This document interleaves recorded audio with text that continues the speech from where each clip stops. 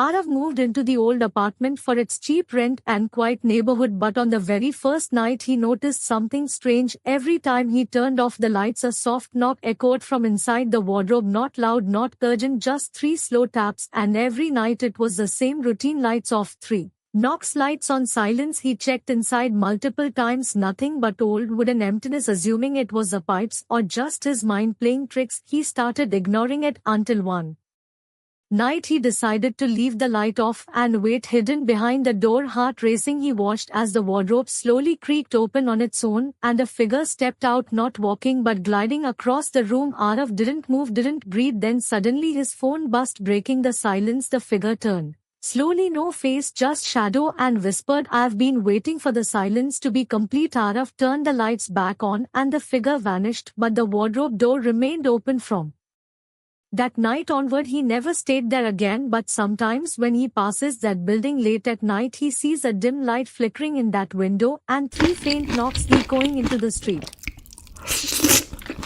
Subscribe to our channel for more such videos.